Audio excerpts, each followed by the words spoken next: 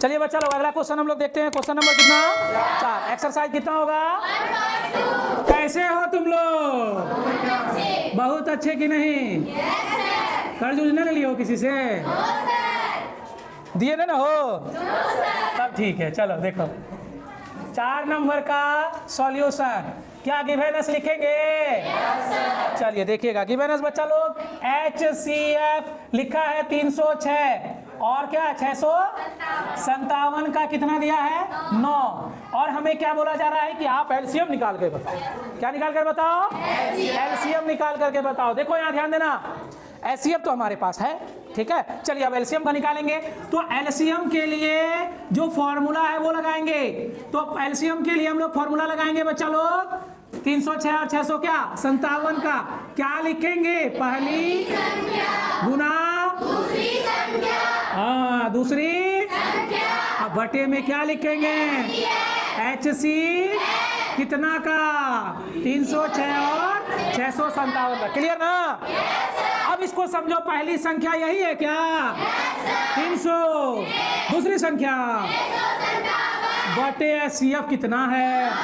अब 9 का पहाड़ा से ये भी कटेगा ये भी कटेगा, दोनों कट सकता है। तो किसी एक को काट दो। कौन छोटका वाला दिख रहा है? ये वाला काट दो रे। 9 का पहाड़ा पढ़ो 9 सत्ते 9 तिया कितना बार में कटा? 73 बार में। अच्छा 22 338 इसका आंसर होगा। क्या बोलते हो बात? यही हमारा क्या ठीक उतारो।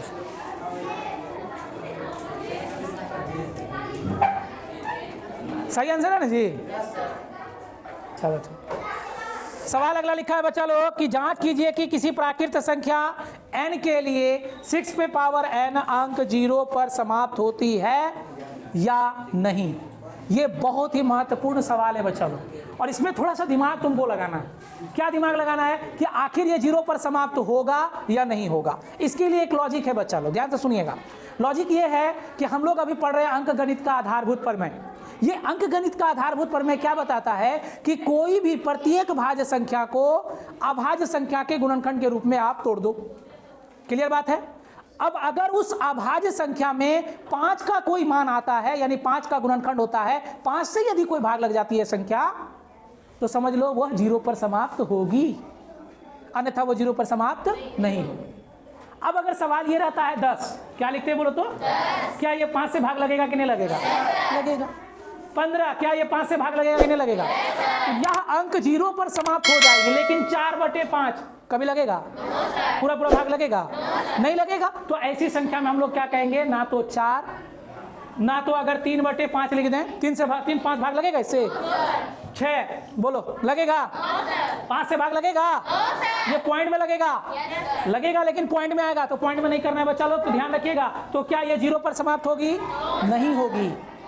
यानी आपके पास सवाल है 6 पे पावर n, क्या ये 0 पर समाप्त होगी? बोलिएगा नहीं होगी। क्यों नहीं होगी? क्योंकि यह 5 से पूरा भाग नहीं लगता है।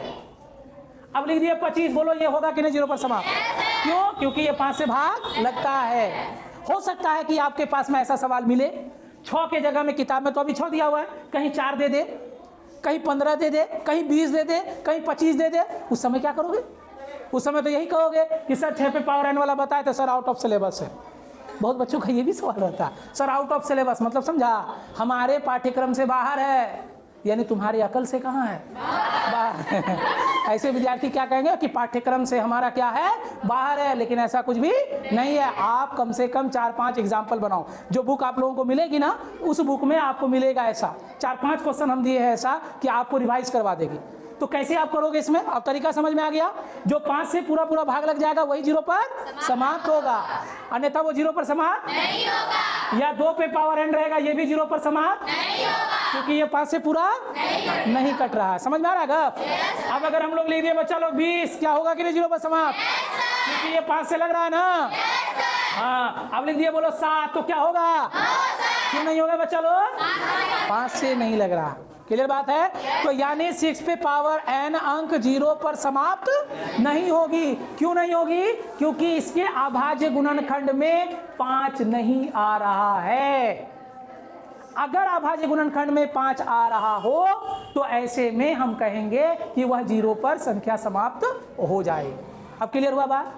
क्लियर हुआ ना?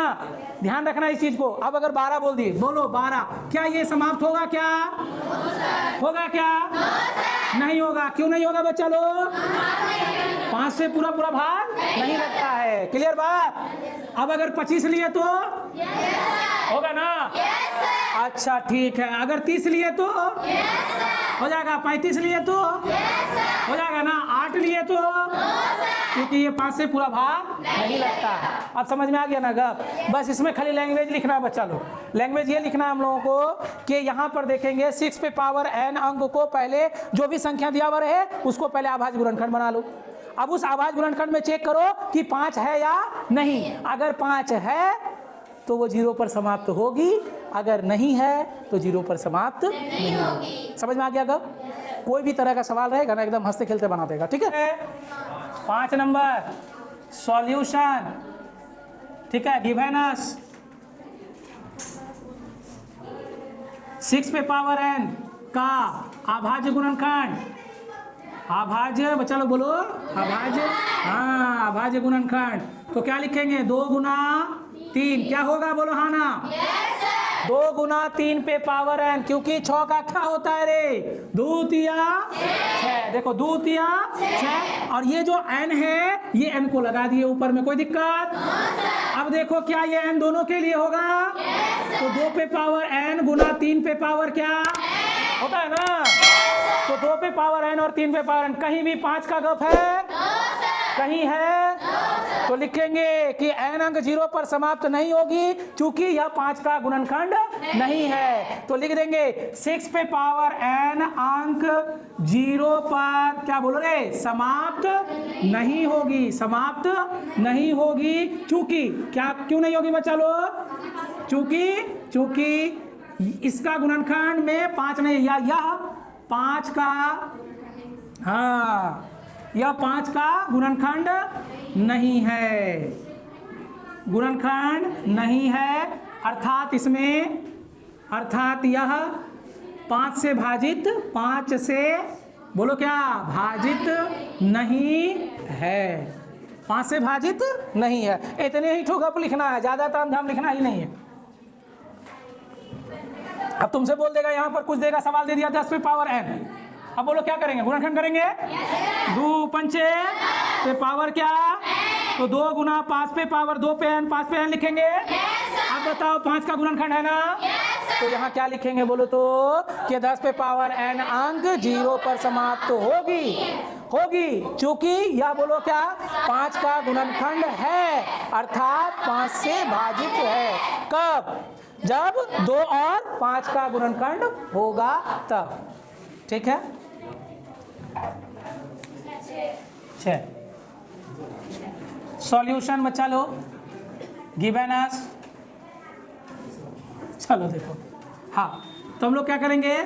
लिया हुआ है हमारा, दिया हुआ है, क्या दिया हुआ है कि 13 7 गुना 11 गुना 13 प्लस 13 है ना? ये लिखा ना?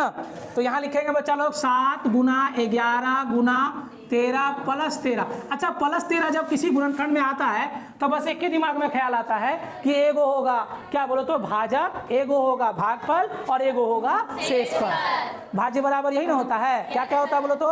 भाजक गुना भागफल प्लस शेषफल। तो यहाँ आपको वही चीज दिख रहा है। यहाँ दिमाग लगाओ कि 7 11 13। अब बोलेगा सर कि भाजक तो 2 2 है, ये आपको गुणनखंड करके दे दिया। हो सकता है 11 7 77 गुना 13 हो सकता है? नहीं हो सकता है। 11 7 77 गुना क्या 13 हो, तो एक भाजक होगा एक भागफल होगा, और ये प्लस वाला तो जानिए रहे क्या है। उसके बाद दूसरा दिया हुआ बच्चा लोग 7 गुना 6 गुना 5 गुना 4 गुना 3 गुना 2 गुना 1 प्लस 5। क्या ये लिखा है दूसरा? देख लो दूसरा दिया हुआ है इसी में लिखा हुआ है एक ठो। तो 7 6 5 4 3 2 1 प्लस कितना 5। अब यहाँ भी वही काम है। अब आपको ये चुनना है इसमें से कि कौन सा संख्या ऐसा कॉमन लें, कौन सी ऐसी संख्या लें जो दोनों से भाजित हो जाए, यानी दोनों को भाग लगा दे, इधर वाले को भी और इधर वाले को भी, दोनों से भाजित हो जाए। इसमें भी वही करना है, कौन सी ऐसी संख्या चुने जो कि इसको भी भाजित कर दे और इसको भी भाजित कर दे। तो बताओ क्या होना चाहिए? बहुत ही आसान है, सरल चीज है, एकदम आसान, एकदम बस ये दिमाग लगाओ यहाँ कितना है और यहाँ इसी को ही उठा लो। क्या 13 देखो तो गुना में भी है क्या? बस 13 को ही उठा लो बाहर, उठा लिया बोलो। उसके बाद हमारे पास कितना रहा? 7 गुना यहाँ क्या लिखेंगे? 1। अरे 13, आप 13 को तो निकाल लिए बाहर, निकाले कि नहीं? बोलो 13 बाहर आ गया तो इसके जगह में क्या बचा? अब प्लस 13 बाहर आ गया तो क्या बचा? अरे बोलो क्या बचा? हो गया ना। अब यहाँ पर वैसे ही किसको निकालेंगे? 5 को। तो क्या क्या लिखेंगे बोलो?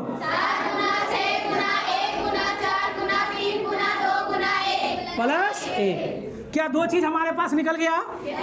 13 और 5।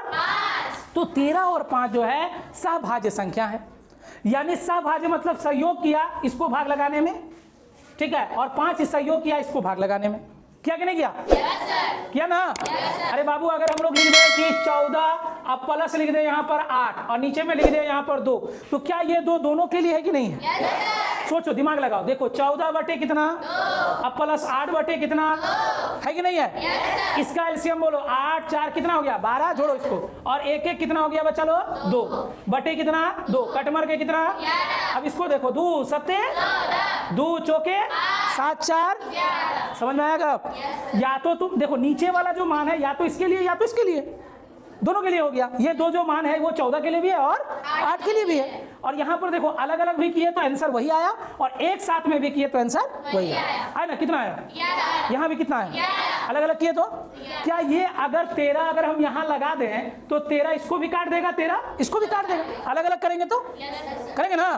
तो यहाँ भी देखो बच्चा लोग, ये जो दिया हुआ है मान हमारा, इसमें अगर 5 से भाग लगा दे तो 5 इसको भी काट देगा, 5 इसको भी काट देगा, कर देगा ना? ये चीज को हम लोग यहाँ बनाए हैं। देखो यही चीज को देखो, इसको विस्तार पूर्वक कैसे तोड़े। प्लस से इधर वाले को लिख करके नीचे लिख दिए। अब देखो प्लस से इधर वाले को लिख के इधर कर दिए। जैसे यहाँ पर प्लस से इधर वाले को लिख करके कितना से भाग लगाएंगे? 13, और इधर वाले को भी कितना से भाग लगाएंगे? 13। वही काम यहाँ पर है, वही काम यहाँ। इधर कितना से बोलो? 5 से, इधर भी कितना? 5 से लगा देंगे तो यही आएगा हमारा। तो अब बताइए 13 और 5 कैसी संख्या है? सहभाज्य संख्या है। अतः हम लोग लिख देंगे कि जो है दिया हुआ है वो क्या है? भाज्य संख्याएं हैं। लिख देंगे, इसमें क्या लिखेंगे बोलो तो? अतः लिख दो यहाँ पर 13 और क्या बोलो? 5 सहभाज्य संख्याएं हैं। सहभाज्य संख्याएं हैं। अतः दिए गए प्रश्न भाज्य संख्या, ठीक है। दिए गए प्रश्न कैसी संख्या है? भाज्य संख्या। 13 और 5 सहभाज्य संख्याएं हैं, अतः दिए गए प्रश्न भाज्य संख्या है। अब देखो हम कुछ लिख रहे हैं, अब तुम लोगों को बताना है, ध्यान देना बच्चा लोग, समझोगे? 12 गुना 11 गुना 5 प्लस 8, 3 गुना 4 गुना 5 प्लस 7। अब तुम्हें ये बताना है, ध्यान से सुनो, कि क्या, रुक जाओ यहाँ पे, यहाँ कर लेते हैं हम लोग, ठीक। अब तुम्हें ये बताना, देखो सेम चीज दी है, सेम क्वेश्चन है हमारा, ठीक है। अब तुम्हें ये बताना है, ये डिसाइड करना है क्या ये भाज्य संख्या है? बोलो, ऐसा ही तो है, तो भाज्य संख्या तो होना ही चाहिए, नहीं होना चाहिए जी? इसी तरीके से तो ये भी है, यहाँ ऐसे ही तो लिखे हैं इसको, ये छोटा कर दिए, इसको थोड़ा बड़ा कर दिए, क्या? अरे ये बड़ा था, ये छोटा कर दिए हम लोग, सेम चीज लिखे हैं, ये भी चीज तो ऐसे ही। क्या ये भाज्य संख्या है? क्यों नहीं है? अब क्यों नहीं है बताइए? क्योंकि यहाँ पर देखो, आप बता रहे कारण, नहीं ना है? पक्का ना? पक्का ना जी? नहीं ना है भाज्य संख्या? अगर निकल गया तो नहीं निकलेगा, पक्का ना? देखो इसके पीछे का रीजन बताते। यहाँ पर कोई भी ऐसी संख्या आप कॉमन नहीं ले सकते हो जो ये वाला और ये वाला दोनों को काट दे। यहाँ पर कोई भी ऐसी संख्या नहीं ले सकते हो जो कि इसमें से ये वाला और ये वाला को काट दे। समझ आएगा? यहाँ ध्यान दो, ध्यान दो यहाँ पर। अब यहाँ पर देखो, अब इसको मिलाओ, यहाँ थी ना एक संख्या ऐसी जो इधर वाला गुना वाला में भी काट दे और प्लस वाला को भी काट दे? क्या यहाँ पर ऐसा था ना संख्या जो गुना वाला को भी काट दे और प्लस? अगर यहाँ पर 7 रहता तो भी ये भाज्य होता, मौजूद था। अगर हम यहाँ 11 देते तो नहीं होता, क्योंकि यहाँ तो है लेकिन यहाँ है। ये है पहचान बच्चा लोग, इसीलिए दिमाग में रखिएगा कि क्वेश्चन को रटना नहीं है, क्वेश्चन को सीखना है, किसका प्रॉब्लम कैसे सॉल्व करना। समझ में आई बात को? तो ये बात आप लोग ध्यान में रखिएगा कि यहाँ पर देखेंगे कि इसमें और इसमें निकालेंगे, देखेंगे कि कौन सी संख्या निकल रही है। अगर यहाँ पर हम लोग लिख देते, ध्यान से सुनना, अगर हम लोग यहाँ लिख देते 16 और यहाँ लिख देते बच्चा लोग, यहाँ लिख देते 7, अब बोलो होगा कि नहीं होगा? तुम 7 निकाल सकते हो ना यहाँ से, और यहाँ से कितना निकाल सकते हो? 8 निकाल सकते हो ना? यही चीज है बच्चा लोग। अब सवाल ये रहा सर, अगर यहाँ 4 रहा तो भी ये भाज्य होगा। 4 आप निकाल सकते हो, निकाल सकते हो ना? अगर 2 रहा तो 2 से ये भी कट जाएगा, 2 से देखो ये भी कट रहा है ना? तो अब ये दिमाग में रखिएगा कि भाज्य संख्या कैसे किसको कहते हैं और अभाज्य किसको कहते हैं। ठीक है, अगला क्वेश्चन 7वां वाला बहुत इजी है। एलसीएम निकाल लो, काम खत्म। किसका एलसीएम निकालना है? 12 का और 18 का एलसीएम निकाल लो, कहानी खत्म। क्लियर बात? 36 मिनट आ जाएगा। ठीक, क्या निकालना है? एलसीएम। ठीक है, ये चैप्टर समाप्त समझे। अगले दिन हम लोग नया चीज पढ़ेंगे। ठीक है, रहना।